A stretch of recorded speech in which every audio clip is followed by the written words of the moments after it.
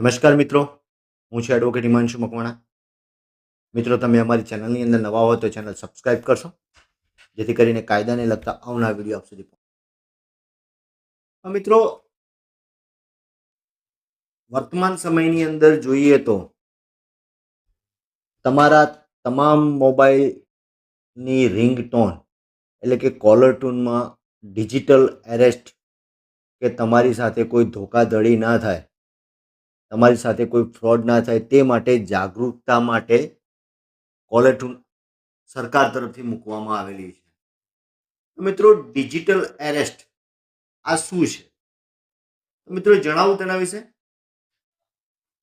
કોઈ વ્યક્તિ તમને ફોન કરે છે અને કહે છે કે તમે વિડીયો કોલ ઉપર આવો, અને તમે વિડીયો કોલ કરો છો તો તમને એ વ્યક્તિ પોલીસની વર્દીમાં કે ઓફિસની અંદર બેઠા બેઠા તમને વિડીયો કોલ કરે છે અને તમને કહે છે કે તમારી કોઈ પાર્સલ આવેલું છે, એની અંદર ડ્રગ્સ છે, તમારો કોઈ બીજું પાર્સલ છે જેની અંદર દાણચોરીનું સોનું છે, અને તમને હેરાન કરે છે. અને તમને તમારી તમામ ડિટેલ્સ એટલે કે તમારી આધાર કાર્ડ, પાન કાર્ડ વગેરે તમારી તમામ ડિટેલ્સ મેળવી લે છે અને તમને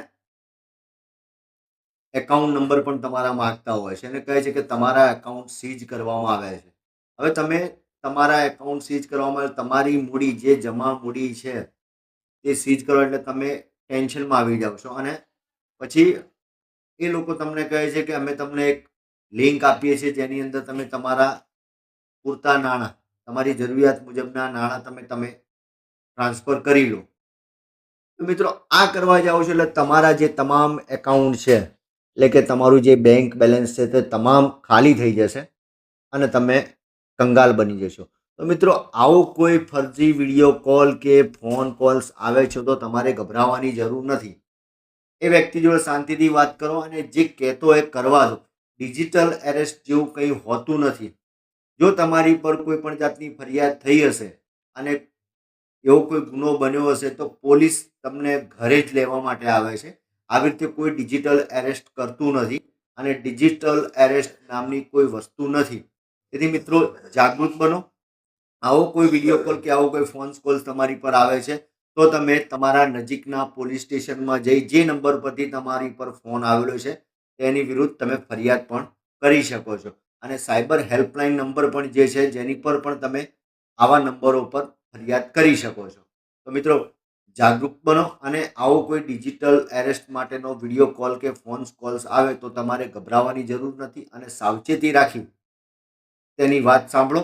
અને એ જે કહે છે એ પ્રમાણે કરવાની કોઈ પણ જરૂર નથી. કારણ કે જે વિડીયો કોલ કરે છે, જે તમને પોલીસ વર્દીમાં દેખાય છે, પોલીસ સ્ટેશનની અંદર દેખાતા હોય છે, એ તમામ બનાવટી હોય છે, ફરજી હોય છે. એ માત્ર ને માત્ર તમારી સાથે ફ્રોડ કરવા માટે તમને વિડીયો કોલ કે કોલ કરતા હોય છે.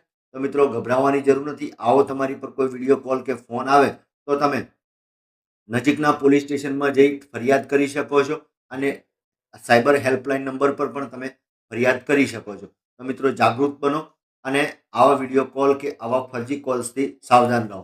અસ્તુ. જય હિન્દ, જય ભારત.